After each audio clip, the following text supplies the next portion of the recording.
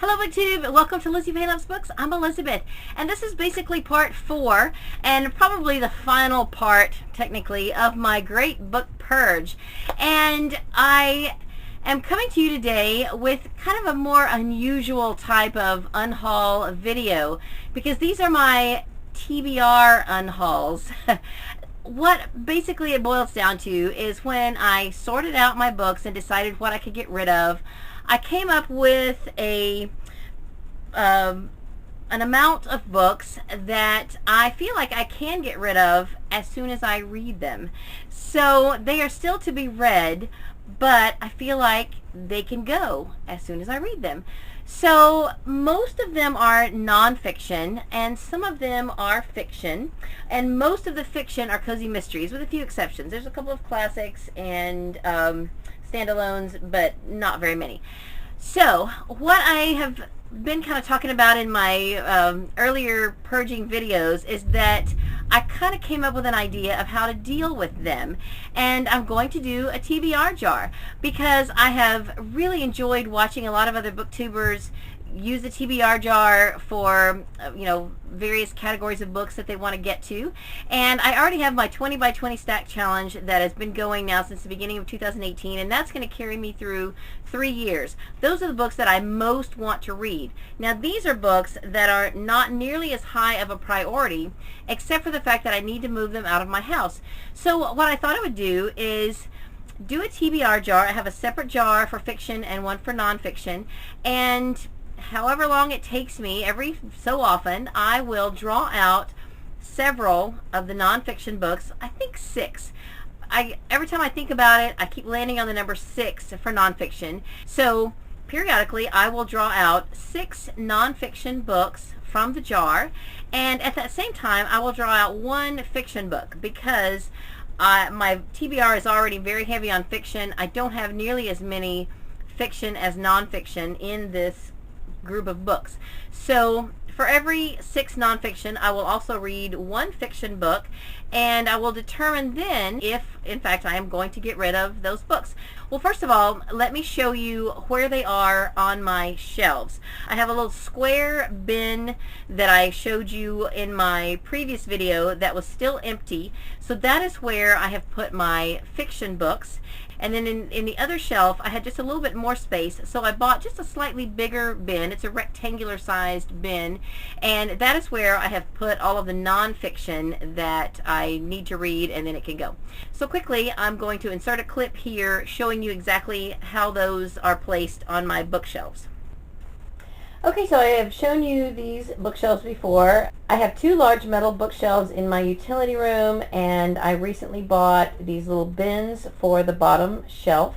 And the middle one and the one on the right are audiobooks. They're books on CD and cassette, books I bought at library sales and things like that. And I eventually will eliminate some of those, but for now I just pack them in those bins, and they fit in 2 bins.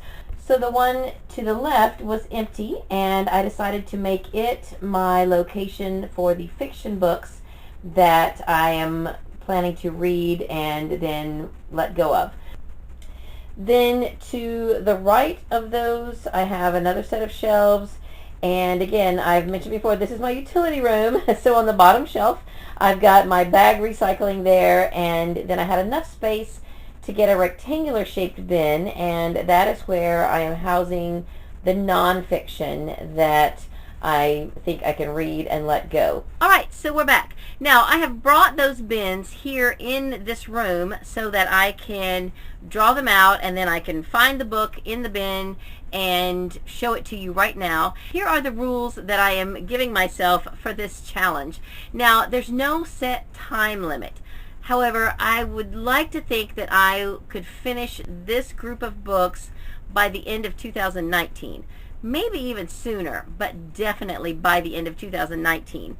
And with that being said, I may add other books to it. So depending on how many more books I end up adding, then we'll go from there. But that's kind of my target date. This is my nonfiction jar. I'm going to draw 6 different books at a time, At whatever point I finish those 6 books, I will come back and I will draw another 6.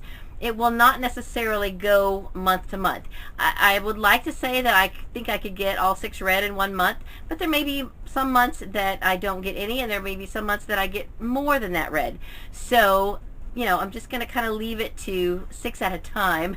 Now my goal is not necessarily to read every book, but it is to read enough of the book that I can determine if I want to continue reading it, or if I can just DNF it and let it go, or if I don't want to take a lot of time to read it right now, but it's something I want to read in the future, then I will let myself put it back on the shelf. But if I put it back on the shelf, I have to take something else off and put it in here. So it has to be a 1-for-1 for anything I decide to keep. And that, I think, is pretty much the rules for the nonfiction.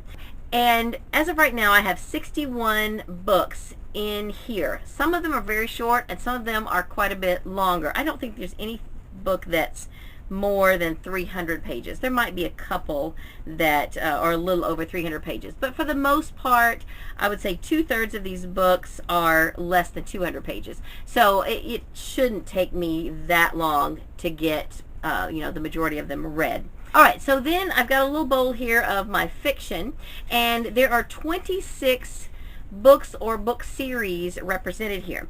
Now with the fiction, the majority of these are cozy mysteries that I don't have the first book of, or if I have the first book, that's all I have. So for the books that I have the first in series, then of course I will read that book. If I draw out a series that I don't own the first book, then I'll go to the library and I will find that book, read it, and then decide if that's a series I want to continue reading and if I want to keep those books. So if I read a book and decide, oh, definitely I want to read this series, but I could just get them on audio from the library, I might still not feel like I have to keep that book. Or I might love it so much that I want to continue to collect the rest of the series. So again, if there's a series as a whole that I decide to continue and keep reading, then I've got to pull a different series off my shelf and put in this box. So there you have it. Those are the rules that I am making for this TBR unhaul, or this unhaul TBR. Books that I can unhaul as soon as I read them. Should I do the nonfiction first or should I do the fiction first? I don't know what to do. This is nonfiction. It's in my hand, so let's go for that. Now, I should tell you, some of these nonfiction books are super random, and some are books that really I probably missed the boat on. You know, there's some parenting books in here. You know, probably my kids are way past the advice that they're going to give me, but I still want to look and see if I can glean anything from them, because I am certainly not the perfect parent and I need all the help I can get. So, you know, I still want to at least give them a look. And there are some books about nutrition or dieting. There's maybe even a couple of biographies. There are some humorous books. There are just a wide assortment of, I think, interesting sounding nonfiction books. So here is the first one, Preparing for Adolescence by Dr. James Dobson. So again, here's one I may have missed the boat on because both of my kids have already hit adolescence. Now my oldest, Emily, has autism, and so she doesn't really act like your typical teenager. So with her mindset, there maybe are going to be some things that I can use from this book, or maybe not. I don't know, but I'm going to take a look at it. Okay, so I found it. This is an old one. This is from, let's see here, 1978, Preparing for Adolescence. And so this is about from the time when I was an adolescent. So I might find out some advice that my own parents might have appreciated. Anyway, so yeah, I'll definitely take a look at this. All right, so the next one is Getting the Pretty Back by Molly Ringwald. This I actually got not that long ago, and I really, when I saw the cover, I just thought it was a memoir by Molly Ringwald. And I think her and I are very similar in age. So anyway, this is actually more about, style and glamour and all that, which I could certainly use some advice on. So I'll definitely take a look at it. It's really cute. Look at the end papers. It's really cute. And it's very colorful. It's got some illustrations. So yeah, I'm excited about this. I have not had this very long. It's called Friendship, Family, and Finding the Perfect Lipstick. That's the subtitle. So that's super cute. All right, so that is book 2. Let's see what book 3 is.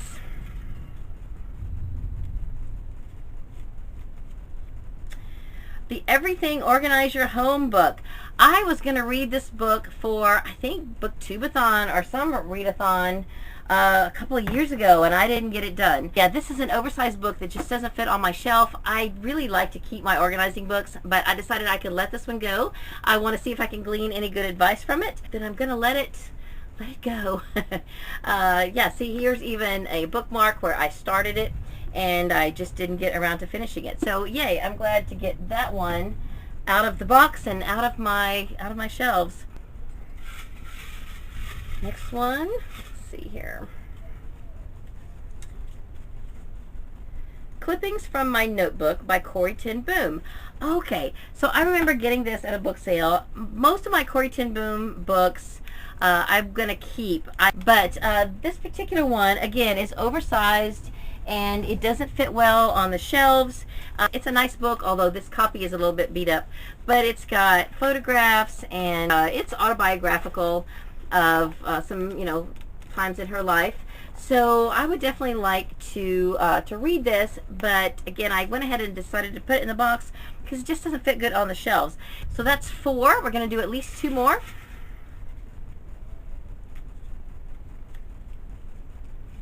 Oh, this is one I think I got from my husband, and he has read it, and he was done with it, and I thought, I ought to read that before we let it go.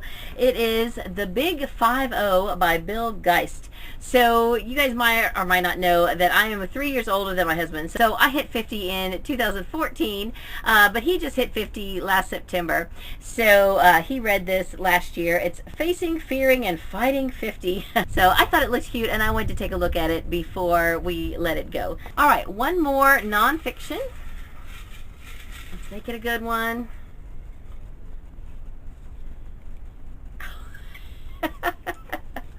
Okay, man, why did one of my secret books have to come up in this first haul? Okay, I decided when I put this in here that I was going to show you this. Let me find it.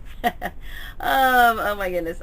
So I have read a book by this author before. It's been a long time ago, like when we first got married, and I saw this maybe at a book sale, and I had to pick it up.